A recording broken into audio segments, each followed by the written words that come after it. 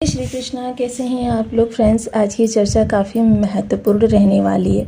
आज हम चर्चा करने जा रहे हैं काफ़ी महत्वपूर्ण ग्रह की, क्योंकि देखिए ग्रहों का निरंतर परिवर्तन हमारे जीवन में दिन और रात की तरीके से स्थितियों को उत्पन्न करता है। क्योंकि दिन के बिना रात का महत्व जो है वो नहीं होता और रात के बिना दिन का महत्व नहीं होता। अंधेरा जब बहुत ज़्यादा स्याह होता है तभी प्रभात की पहली किरण की हमें आस बंधती है कि अब हमारे लिए सब कुछ अच्छा होने वाला है। अब चीज़ें जो हैं हमारे लिए थोड़ी सी बदलने जा रही हैं, क्योंकि ज़रूरी नहीं है कि हर समय सुख ही चलता रहे, ज़रूरी नहीं है हर समय दुखी ही चलता रहे। कहीं ना कहीं तो इसमें कंकड़ पड़ना ही पड़ना है और ये शांत स्थिर चल को उथल पुथल होना ही होना है। यह देखिए ज़िंदगी का शाश्वत सत्य है कि दिन के बाद रात और रात के बाद दिन। अब ज़रूरी नहीं है कि जो चीज़ें मेरे लिए सही हों वो चीज़ें आपके लिए भी सही हों। दो पक्षों में विवाद होने का एकमात्र कारण यही होता है कि जो चीज़ें एक पक्ष के लिए पूर्णतया सही सटीक होती हैं वही दूसरी पक्ष के लिए पूरी तरीके से गलत होती हैं, जिस कारण से विवाद की स्थितियां उत्पन्न होती हैं। अर्थात गोचर में होने वाला परिवर्तन कुछ लोगों के लिए लाखों करोड़ों अरबों की स्थिति को बनाता है और वहीं दूसरे पक्ष के लिए हानि की स्थिति को बनाता है, जबकि प्रत्येक जातक एक ही राशि का होता है। अब इसके पीछे लॉजिक क्या वर्क करता है कि देखिए सबसे पहले तो उस ग्रह की स्थिति आपकी कुंडली से मिलाई जाती है। आपकी कुंडली से मिली हुई स्थिति को अगर वह मैच होती है तो फिर आपके लिए लाभ की स्थिति बनती है। वहीं दूसरी ओर हमारे जो हम कर्म करते हैं दैनिक दिनचर्या में, उन कर्मों को भी बहुत बड़ा योगदान होता है। क्योंकि देखिए राम और रावण दोनों की राशि एक ही थी, लेकिन एक ही पल एक के द्वारा दूसरे की मृत्यु का कारण बना। अर्थात चीज़ें जो होती हैं हमारे कर्माज से भी बदलती हैं। हम सूली को शूल बना सकते हैं और खजाने को राख बना सकते हैं। तो यही हमारे लिए प्रभाव जो होते हैं ग्रहों के द्वारा। गोचर में तो चीज़ें जब शानदार होती हैं तब क्या होता है, बहुत से लोग, अब इसके लिए देखिए एक लॉजिक यहाँ पर जो कि रामचरितमानस के अंतर्गत दिया गया है कि सकल पदार्थ हैं जगमाही, कर्महीन नर पावत नहीं। अर्थात यहाँ पर भी कर्म को ही प्रधान रखा गया है। कर्म प्रधान विश्व रचि राखा। सारी चीज़ें आपके कर्माज से ही बढ़ती हैं और आपके ही कर्माज से ही घटती हैं। अब चर्चा चूँकि हम कर रहे हैं इस समय बुध की अवस्था के बारे में, क्योंकि बुध की अवस्था इस समय जहाँ गुरु शुक्र को प्रभावित कर रही थी वहीं शनि और राहु को भी प्रभावित कर रही है। ये सारी चीज़ें अब पूर्णतया किस तरीके से बदलती हुई दिखाई दे रही हैं, क्योंकि पिछले समय में बुध का शुक्र और गुरु के साथ युति के दौरान इनका वक्र होना, अर्थात ये जब वक्र हुए तो इसका सीधा सीधा प्रभाव साथ में बैठे दो अन्य ग्रहों पर पड़ा, जो कि बुधदेव, जो कि गुरुदेव और शुक्रदेव महाराज थे। वहीं रेवती नक्षत्र में होने के कारण इसका प्रभाव शनि पर भी पड़ेगा और बुध जो कि राहु को, क्योंकि राहु और बुध का कार्य स्थल एक ही है, क्योंकि राहु भी मस्तिष्क में निवास करता है, मस्तिष्क का कारक है, और वहीं बुध भी मस्तिष्क में ही अपने कार्य क्षेत्र को अप्लाई करते हैं। वहीं बुध देखिए द्वयम दर्जे के स्वामी माने जाते हैं, अर्थात ज्योतिष शास्त्र में इन्हें युवराज कहा जाता है और सुकुमार अवस्था का बालक माना जाता है। सुकुमार अवस्था का बालक ऐसा बालक जो जिस ग्रह के साथ पहुंच जाए उसके समान स्वयं को बनाने का प्रयास करता है, और यदि अगर वहाँ पर कोई ग्रह ना हो तो फिर यह राशि के पति के अनुसार स्वयं को बनाने का कार्य करता है। अब यहाँ पर देखिए यदि कोई भाव आपकी जन्म पत्रिका में रिक्त होता है, उस भाव से संबंधित आपको बहुत ज़्यादा मेहनत करनी पड़ती है। उन चीज़ों के लिए आपका जो लॉजिकली स्नेह है, क्योंकि वह चीज़ें आपने बहुत संघर्ष से पाई होती हैं, उनके प्रति आपका स्नेह बहुत ज़्यादा बढ़ा हुआ प्राप्त होता है।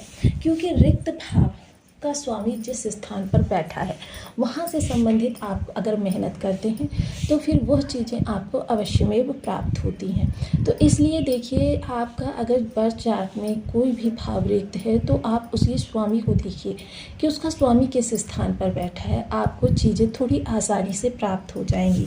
तो चलिए अब बुध से संबंधित चर्चा को आगे बढ़ाते हैं। देखिए आप कहेंगे पिछले समय में भी बुध इसी स्थान पर थे, तो यहाँ पर देखिए पिछले समय की अवस्था में और इस समय की अवस्था में ज़मीन आसमान का अंतर है। पहले बुध इस स्थान पर थे तो वक्र अवस्था में थे, किंतु क्षमा करें मार्गी अवस्था में थे, किंतु अब वक्र अवस्था में आ रहे हैं।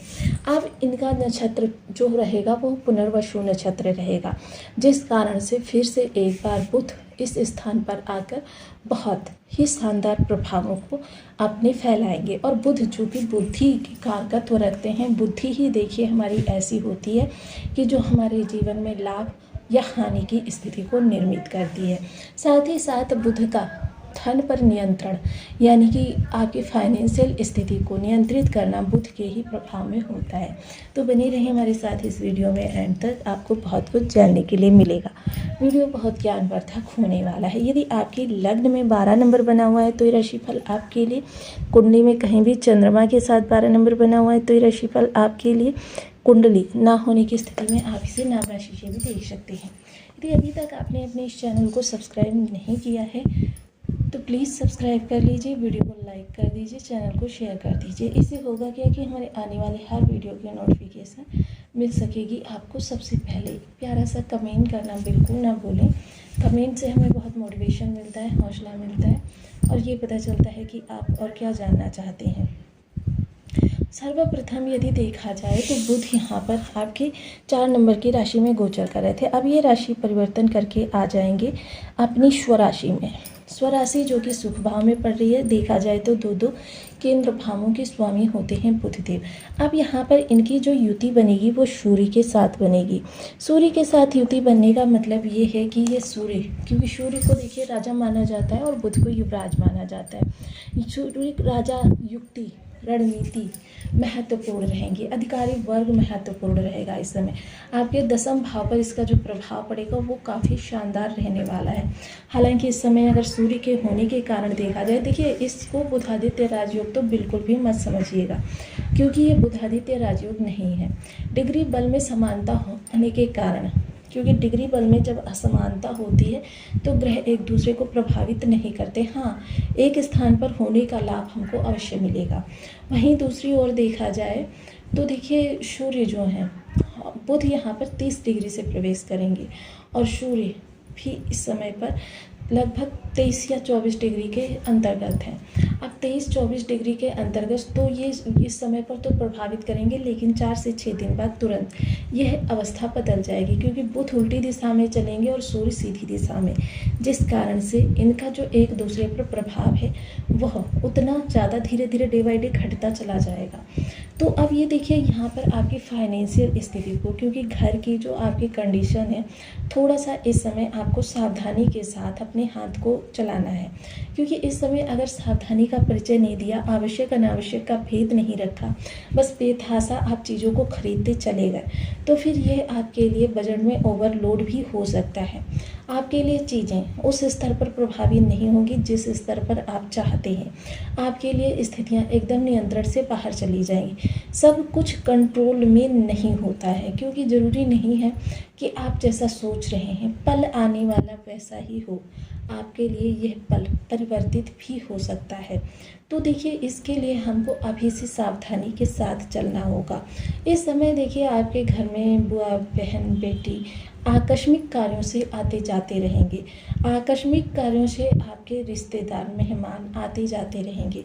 तो ऐसी अवस्था में ज़रूरत से ज़्यादा शो ऑफ करना, ज़रूरत से ज़्यादा जो आपके वश में नहीं है या जो आपकी चीज़ें आपके बजट से बाहर हैं, उन चीज़ों को अगर घर के अंदर आप लाते हैं उनके स्वागत सत्कार के लिए या किसी भी तरीके से, तो यह प्रभाव आपके पूरे महीने के बजट पर पड़ने वाला है। आप फाइनेंशियल क्राइसिस को भी फेस कर सकते हैं। इस समय सावधानी आपके लिए बहुत ज़रूरी है। धन पर कंट्रोल बहुत ज़रूरी है, क्योंकि देखिए अब ये अगर ग्रह कहा जाए तो इस समय दोनों ही ग्रहों की दृष्टि, सप्तम दृष्टि आपके 10वें स्थान पर जाएगी। 10वें स्थान पर इस समय रणनीतियाँ चली जाएंगी। रणनीतियाँ आपकी तरफ से भी चली जाएंगी और रणनीतियाँ आपके शत्रु पक्ष की तरफ से भी चली जाएंगी। अब इस स्थिति में, क्योंकि देखिए अगर देखा जाए शुक्र इस स्थान पर हैं, गुरु इस स्थान पर हैं। अब चीज़ें आपके लिए थोड़ी सी बदलती हुई दिखाई देंगी। अब जाहिर सी बात है कि देखिए इस समय रणनीतियाँ दोनों ही पक्ष की ओर से चली जाएंगी। अधिकारी वर्ग जो होगा उसको भी आपके खिलाफ भड़काया जाएगा। अब यहाँ पर आपकी कार्य स्थिति, आपकी दक्षता ही डिपेंड करेगी कि आप चीज़ों को किस तरीके से मैनेज करेंगे। आपकी तरफ से जो रणनीति चली जाएगी वो कार्य से संबंधित होगी, अपनी स्किल्स से संबंधित होगी, क्योंकि बुध सीखने को महत्व देते हैं, इसीलिए इन्हें विद्यार्थी वर्ग का कारक कहा जाता है। और जो आपका शत्रु पक्ष होगा वह आपके खिलाफ रणनीति करेगा। अब यहाँ पर यह चीज़ें आपको सावधानी से मैनेज करनी है कि आपका शत्रु पक्ष आप पर ना हावी हो पाए, क्योंकि यदि शत्रु पक्ष हावी हो गया तो फिर आपको इस समय कार्य कारोबार से संबंधित भी दिक्कतें फेस करनी पड़ सकती हैं। समय ये है कि जब आप मिट्टी को हाथ लगाते ही सोना बना सकते हैं, लाखों करोड़ों की अर्निंग कर सकते हैं, लेकिन समय अगर आपने सही तरीके से नहीं समझा तो आप अपने पास की चीज़ों को भी गंवा सकते हैं। इसके लिए देखिए आपको कोई भी बड़ा निर्णय कर्म से संबंधित इस समय अप्लाई नहीं करना है। हाँ, छोटे मोटे चेंजेस आपको अवश्य करते रहने हैं, जिसकी वजह से राहु या बुध की स्थिति पर भी सीधा इफेक्ट पड़ेगा। अब चर्चा यदि उपायों की करें तो सबसे पहले आपको ओम गं गणपति नमः इस बीज मंत्र का कम से कम 5 माला का जप नित्य प्रति करना है। इसके बाद में आपको गणेश जी को नित्य 3 दुर्वा चढ़ानी है, या फिर आप दूब की माला बनाकर भी नित्य प्रति गणेश जी को चढ़ा सकते हैं। 13 वर्ष से कम उम्र की कन्याओं को बुधवार के दिन अपने घर में कन्या भोज का आयोजन भी कर सकते हैं, ये भी आपके लिए बहुत फायदेमंद रहेगा। अन्नदान पक्षियों के लिए, क्योंकि यही एक ऐसी चीज़ है जो हमारे लिए लाभ की स्थिति को और ज़्यादा बढ़ाकर उत्पन्न करती हुई दिखाई देगी, चीज़ों को हमारे हित में करती हुई दिखाई देगी। आप पक्षियों को भोजन पानी की व्यवस्था अवश्य करें।